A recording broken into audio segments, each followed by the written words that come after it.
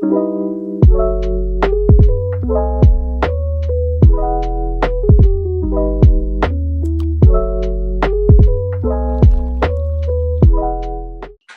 what's up? Welcome back to our Sunday conversation. This week, we bring on somebody we're very familiar with, probably one of our first interviews, Coach Ethan Atchley, as he takes on the Frankfort High School Post. First of all, Coach Atchley, what can I say, man? Not only is he a great coach, but a great human being, man. Been a big fan of his for a long time. My son, Andre, played for him. You know, Coach Atchley has a lot of success everywhere he's been. He's been known to turn around programs. So, man, I'm looking forward to see what he's going to do here at Frankfort. All right, Coach Atchley, man, if anybody has had probably a whirlwind year, it would be you. You know, you had the success. You know, we're building the Bullet East program. You guys parted ways. We kind of talked to you about that. And then we get you to Lafayette, you know, looking promising, big things happen there. Something goes wrong there. And then here you are in Frankfort, Coach. Just kind of tell us how this season, how this came about, your tour. Well, you know, back in December, you know, when I resigned at Bullet East, there was a whole lot of, you know, time of, you know, figuring out what the next step was and where it was. Wanted to continue coaching and knowing exactly what it was that I was looking for, you know, within the school. Lafayette, you know, looked like the stars might align from a history perspective, you know, having been there and taught there previously before and started a career, you know, coaching and teaching at some point early on. You know, 2013 I was there and then was also the head coach at LCA and still taught for that first year as a head coach, you know, at Lafayette. But, you know, again, going back to there's a plan and exactly what, you know, transpired. There's a whole lot of things that just sometimes things aren't the right fit. And meanwhile, trying to figure out exactly what it was that was the next step again and looking at Frankfort and I got a phone call, had conversation with them actually even before that, you know, I was going to take the Lafayette job, but things really weren't going to time up right and all that. So I kind of put both feet in at Lafayette, felt like that was what was right. And then, you know, a few weeks later, correspond to, you know, yet another phone call and being able to get through the details of what the next steps at Frankfort might be, knowing that I had thought that, you know, that's a place that you easily could go win. The kids are starving, you know, to get above, you know, just being average, you know, and thought Craig Foley did a tremendous job there, you know, in a place where from the outside looking in, you've got a lot of athletes, you got a lot of talent each year. You know, it's an independent school and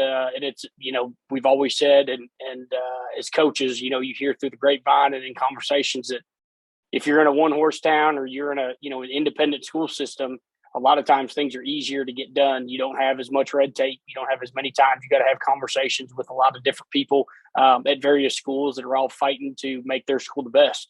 And that has been never more true in this situation so far at Frankfort, which has been very refreshing.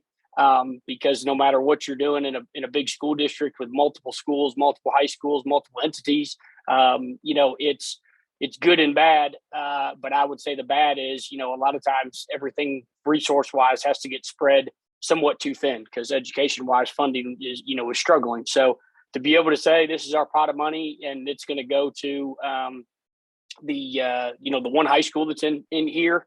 And then we've got a unique setup in kindergarten through 8th grade. We have a preschool as well, but, you know, they call it Second Street School. So we don't really have what's called a junior high or a middle school. There's no separation there, which is unique and has its, you know, pros and cons, of course, like anything. But, you know, the ability to get back to, you know, stuff we've talked about before and be aligned, not worry about what gets splintered, you know, from a divide within a feeder pattern, you know, that you have in Fayette County or you do in Jefferson County. So that's again another big refresher here from the Frankfort perspective, and ultimately, you know, Buford, you know, can maybe remember this game if he was there, but you know, it wasn't that long ago that I was a young head coach, and we went over to Frankfort my first year, and we had an awful week of practice, and I knew what was coming. There was, you know, some talented kids on the other side of the field. We were 3-1 at that point when we had just beaten Nelson County and coming off that game recently, all I heard was a bunch of people talk about, we had beaten the biggest school in school history, classification wise. And I said, well, that's great, but we got a 1A school getting ready to thump us if we aren't ready the following week. So we go over to Frankfort and we lose 48-27, something like that. And the game wasn't really close. We blocked a punt early, so that helped us. But the game was really like 48-6. I mean, they had a big running back, Jalen Acree, and a big, tall, Jamarcus Russell-like quarterback, that was named Anthony Robinson, related in some distant ways to, Wandale. And you turn around and you find that there's a kid named Jalen Washington that is as fast or as quick as, very DeMaurier Van Cleve was, at Danville. And all these things burn in your brain as a coach, and what you remember to think that's what's at Frankfort, and knowing that, a place like Mayfield and Beechwood and some of these other independent schools that are smaller, have been able to create some dynasties. And so that's how we're here. That's why we're here. A coaching friend of mine, Shane Smith, that helped us my second year at LCA, was one of the people that had coached at Frankfort for a number of years, and said they were looking for a new coach, with everything that happened with the previous one in Craig Foley. But just looking forward to the challenge of really taking the next step. It's the best thing so far that I've had to walk into from a, returning player perspective, from a culture that just needs to be built back up on, and re-look at how we do things here at Frankfort, in a few capacities. You talked about a lot of what I'm going to ask you next, and that question Coach Trucker asked you. But to let folks know, man, you've had success everywhere you've been. You came into LCA 2014, had a 46-18 record there. I mean, this team was always knocking on the door to the semifinals, to the state championship. And people don't realize that you did it by building up a lot of this talent and building your youth programs. Like I said, one thing I love about you is always there from the elementary program is part of you, the middle school is part of your success too. So how is it going? Like I said, going from there, then going to Bullitt East, having your success there, 17-16 there, of course, a great last year, then parting ways. So it's the pressure, like you talk about the pressure and everything you look forward to, but it's got to be a lot of expectations for you going into Frankfort High School. There's no doubt there's expectations. I think the big thing for me is being able to not feel like you're starting from ground zero completely. There's still some things we need to get a lot better at, and every place has its pros and cons, and you don't find out all the details until you really get into the thick of it and get your hands dirty. But when it comes down to just being able to replicate the process, every place has its different recipe. I generally liken it to, everybody swears they've got the best chili recipe, and each ingredient's a little different, from most ingredients are the same, but then everybody's got their own little last ingredient that they swear, is the kicker to be able to make their pot, the very best. And so with that, at Frankfort, one of the things that I still, believe in is we're going to be tempo, and we're going to be fast and be faster and start with better athleticism than I've probably ever had as a whole, as a team. And just being able to build on, the success that they've had here before. They've never won a state championship, but, consistently they've been pretty good. One of the things we've got to overcome and convince these kids here is, what it takes in order to beat a team like KCD. And they've kind of been their nemesis here for a little while, with regards to not being able to handle them. And some of that is, I think a little bit of design and how they've operated. And some of it, they just didn't make a few plays last year when they lost, by a score. But at the same time, what's returning on this team is almost everybody back. And that piece is scary with what we could be. And the big piece is, what does that look like in their eyes? And everybody talks about how bad they want it, how bad they want to win, what they're willing to do. But the proof is in the pudding, with some of my success, because kids have bought in. It's not something that I've been able to say I'm Jesus Christ or Harry Potter and wave a magic wand. These kids have believed in it, and that's the part where, I always assume everybody else is doing the same thing with their youth program, with their middle school program, with the building of, what's to come within the feeder. and people are practicing efficiently, and people are staying up at all hours of the night, paying attention to every last fine detail they can find. And I'm not perfect. I've had some success, and I've been fortunate to be surrounded by a lot of great coaches, and fortunately we've got a great staff here that's shaping out to be one of the best ones I've ever been able to put together. And some of that is connections, that are both in Louisville area and, now getting back to some connections within the Lexington area. So that's what's, been beneficial to kind of be smack dab in the middle there from a staff perspective. But all in all, with the talent that they have year in, year out, with speed and athleticism, that is something that is maybe a game changer with, or an opportunity, a strength that our team may have that others may not at the 1A level.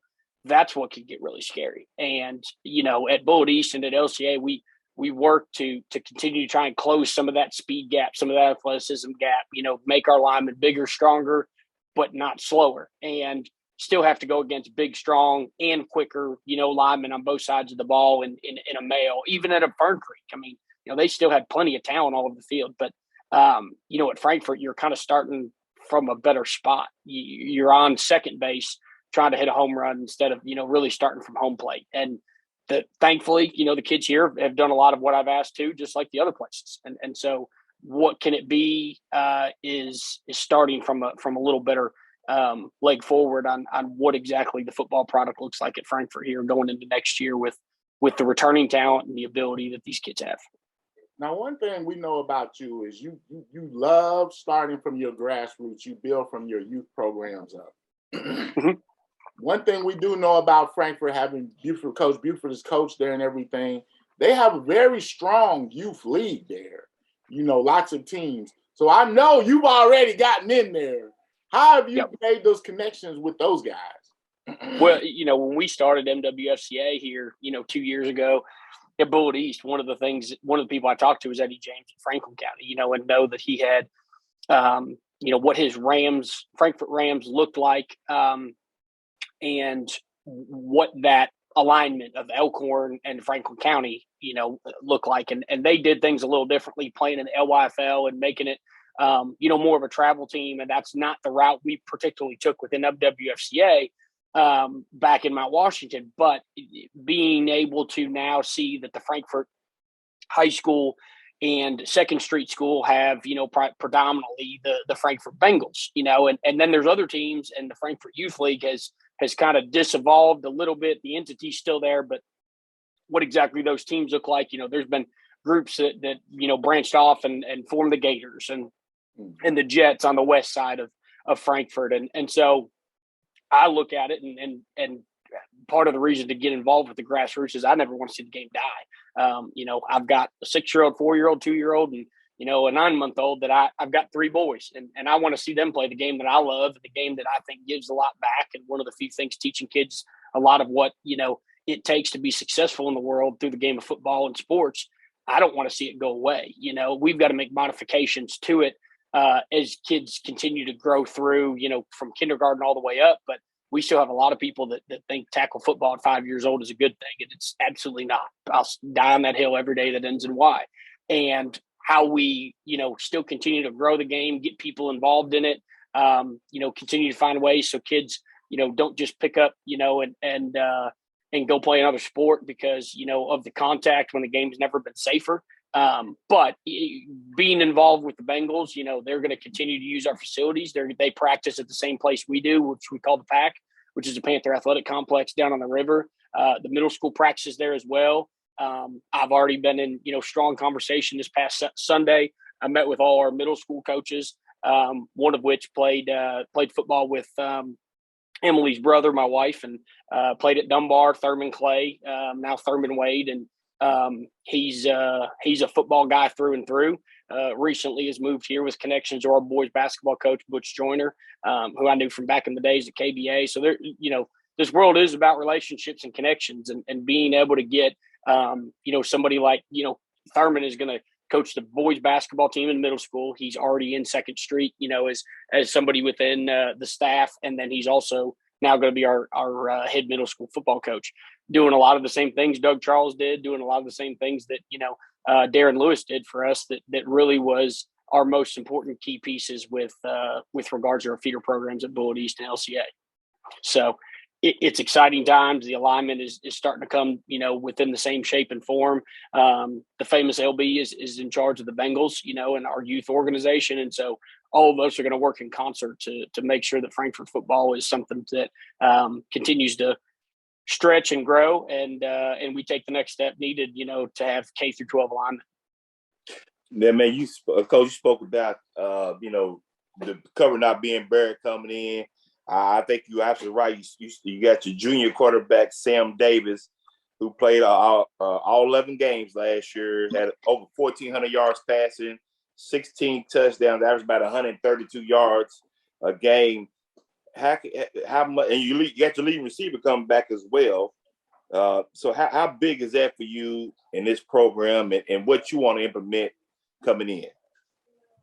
Well, the funny thing is that those times I look on film and I see that, there's a lot of things that were done that ultimately were stuff we've done too. That some of the verbiage is different and all that, and it's, tomato versus tomato and, said one way, but ultimately it's changing a few things and how our operation is going to look as we go, whether we want to go the band route like we've done, or do we want to verbalize it, or we want to signal it, how are we going to do it, and how much within the playbook with guys playing, we're trying to get to 1.5 ways. Obviously we want to get numbers up, but at the same time, we want to find a way to continue to maximize our talent, and play some young kids where we can, and do it like we did at LCA from a process standpoint. But even at Bullitt East as a 6A school, we had to find some ways to be able to play kids on one side of the ball or the other, and continue to maximize some of that with regards to keeping kids healthy.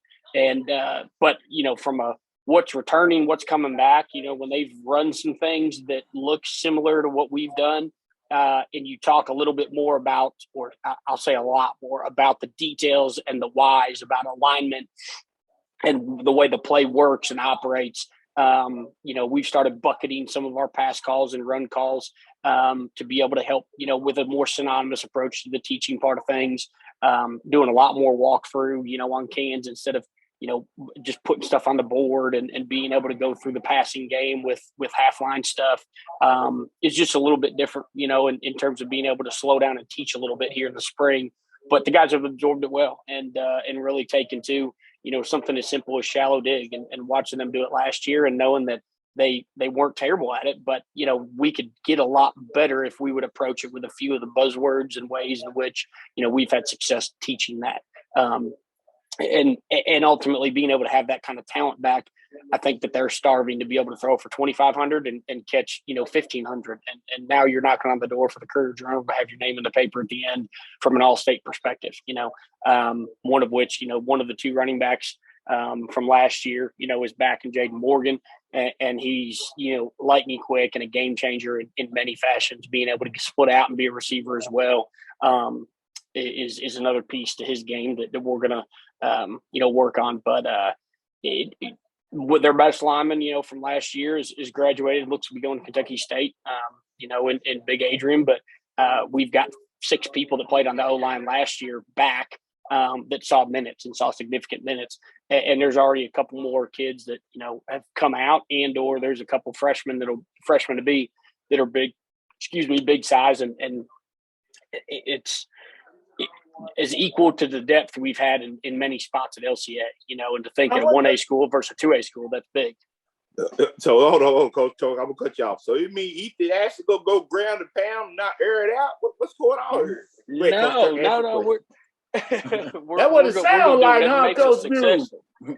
Hey, if it means we got to run it every down or we got to throw it every down, and that's what's best, either or, that's what we'll do. Now, Coach, I know one thing, it was kind of like a late hire.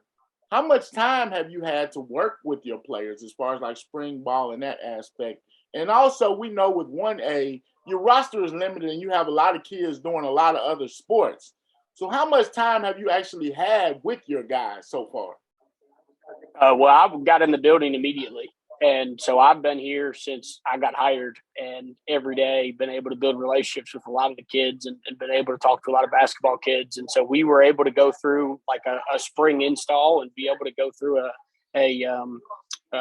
right now we're still in school. We're on alternative calendar. So we finish up this week, but ultimately we'll be at a point where we're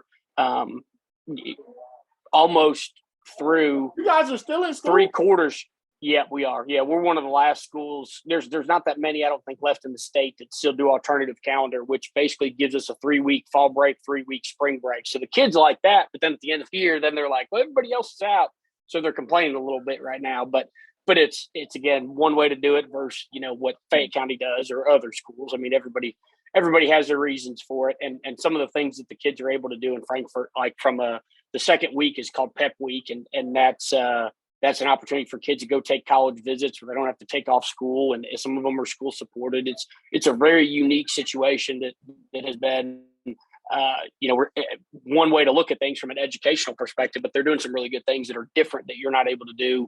That people don't even look to do, I think, in other districts. So that's been, something that's been very different getting into the fold with that. But so we've been able to basically be in the weight room 4 days a week since I got here. And they had it rolling. LB, who, was in charge of our Bengals youth program and was on the high school staff last year. He had, kept the weights going while there was a coaching transition.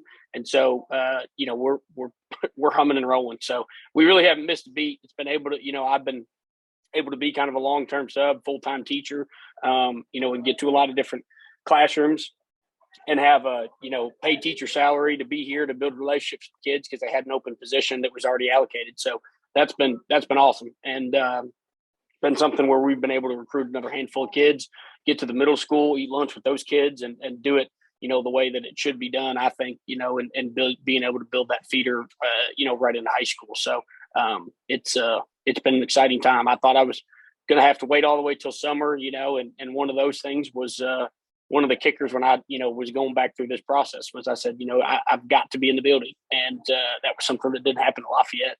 And, at the end of time, that's water under the bridge at this point, and here we are ripping and running and going at Frankfort. Now, this is something. Coach, you want to go ahead, Bill? Well, yeah, I'll say, Coach, man, you've had a lot of success everywhere you've been. 2A Coach of the Year, 6A Coach of the Year, made that big jump. LCA's been rolling, still been a powerhouse. Then, Coach, man, let's be honest. Your name comes up every year for every job that comes open, especially in the Lexington area. I ain't gonna lie. Me and Coach Trump will sit there and figure out where you're going to end up at, Taste Creek, Camden, wherever. So, man, how is it knowing that everywhere you go, you have success, that your name's going to come up every year? Well, at the same time, when you're looking at jobs and you've had some success, thankfully I'm able to be a little bit more picky and look into things. But at the same time, people are, everybody does the hiring process different. And, in order to be successful, there's some things that I believe I know and won't back down from in order to be successful that have to be in place. And I go back to the one horse town independent school conversation. I'm at the table right now having a conversation and being a part of, the leadership team to drive an indoor facility that's, already been talked about in the Frankfort paper. And will be on the horizon, has already been moved up the DFP plan and will be the Taj Mahal here before long for a lot of places in the area, and those are things that you get excited about as a coach, knowing that there's a lot of people that work a lot of hours and a lot of minutes and really sometimes never even get that accomplished, in many other districts when they know that it's a game changer for kids in all sports. And so that's one piece that was, on the table and part of the conversation, early on with things. And, being able to be rumored for jobs and all that's great. But I want to just be in a position where we can continue to have success and do what's right by kids and win some games and teach kids life lessons. And one thing, like Coach Bew said, we had talked about that. Was there any thought of maybe going to the next level of college after the kind of the way the Lafayette thing kind of broke down? Is that an interest of you? Yeah. As the days go on, you've got more little ones. It becomes more and more of a distant, thought. But and the more and more that I talk to a lot of people within that game, it's changing. I mean, it's changed just in the last year, 2 years, with the NIL deal and what it looks like. And recently they made it where no matter what, how many great kids and great programs you run there, it's harder to hire a coach from high school into college. They said you got to wait a couple years or however many kids, had come from your school. Basically, it means nothing anymore. And that was a change with the NCAA here a few years ago. But that part, in the college world, maybe one day, but, for the time being, I'm will, coach where my feet are. Well, Coach B, you got anything else with Coach, man? Coach look like he off and running. And I'm tell you what, man, I'd love to have him back close to this area to get out there watching. Like I said, big fan of yours, my family as well. Of you and what you've done. And like I said, so much success at LCA. And man, I think he's down in these low levels. So these are your babies down here. You've been on Twitter, calls with Havoc already, coaching everything. Lord, big Coach Chuck has been laughing. Try not to. Well, Coach, man, we wish you the best of luck, and thanks, man. Great welcoming you back to the area.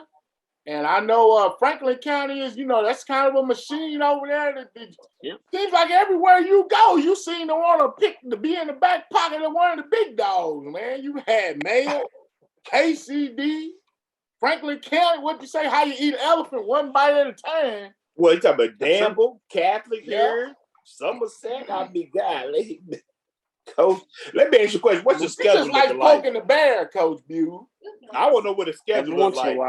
I know he loves scheduling and picking on the bigger team. Who you got scheduled? I know you got to take what's there now, but I know in a few years it's going to be ugly. Well, I've already reached out to Chris McNamee to be able to play in the Pike County Bowl again, because I think it'd be a great environment for our kids to go out there and play. So I want to. Every day that we get to kick the ball off at 7:30 on a Friday, I want to make sure, that other team is ripping and rearing and ready to go and challenges the team that I'm putting out there. It's something that I think iron sharpens iron. I've said it before. I'll say it again. And at some point, we're going to face a big dog, and it might be, Pikeville at the end of the road, or it might be Paintsville, or, Russellville's been really good lately. And so there's good teams all over the state. You never know who might fall back down from 2A to 1A. And it's just, our kids need to be prepared, playing top competition every week. And so, at Frankfort, it's still going to be a challenge in moments at times to schedule, because there's going to be some people that see our speed and see our athleticism, and they shy away from it in ways that, the 6A scheduling is a challenge. When we were at Bullitt East, when we weren't, we were building the program and trying to play some smaller schools at the 4A, 5A level, and they didn't want to play us because we were 6A, even though we were barely 6A. There was that, elephant in the room. And then at LCA, you had a hard district schedule. It's gotten a lot easier for them, here lately. But it's a little different when you're trying to, pick and choose, games each and every week with the next group, that we get to schedule the following 2 years. But, we'll see what takes hold. This year, it's the same as it was last year. We got to beat Eminence, KCD, in Berea within our district, and hope to host a whole bunch of home playoff games. Now you got Sayre too in the 1A, correct? Will you be playing Sayre again? Yeah, Sayre, not in our district, but Sayre. Yeah, we're playing out in Sayre this year. Yep. Hey, it might be a show. We got to show up for that with Coach Trump. We got two gurus going at it. There you go. Good one. It would be. Yep. We're scheduled to play that one at Sayre here. We were at Bourbon County last year in their bowl game, and they ended up having to play Harrison County on Friday, and we were going to go over there on Saturday. And Coach Pennington called me and said they couldn't play on that Saturday evening, so we're going to go over there the Friday, the 3rd, I think is the day, 3rd week of the season. So it'll be a good time. All right, Coach. Well, Coach, man, we wish you the best of luck. We'll be checking back in on you. Like I said, we appreciate everything you've done for us, man. You've been one of our first interviews. Appreciate it, brother. Always helped us out. So keep doing big things, Coach. Always watching it. Thanks, guys. Thanks, Coach E, man. Appreciate you. Man, great interview with Coach Atchley. Looking forward to big things out of this Frankfort team. I think he may have really, how some people say it's a plan. It was like we thought Lafayette was a good spot for him, but this may actually be better. Yeah, absolutely. If you notice, he talks about in the interview, Coach Easton likes to have a lot of things in place, and that depends on his success. So It's good to see him get back somewhere where he got a little more control. And like I said, he's got the support of the administration and the community to help build this program around. You know, he speaks about Leroy Brock and Coach Thurman Wade and other people in the community and the middle school coaches. So I'm looking forward to see what he does down there, Coach. All right, Coach Truck, man. As always, you should be a living donor. I'm Coach Bew, my main man, Coach CB on the side of Coach Truck. Hey.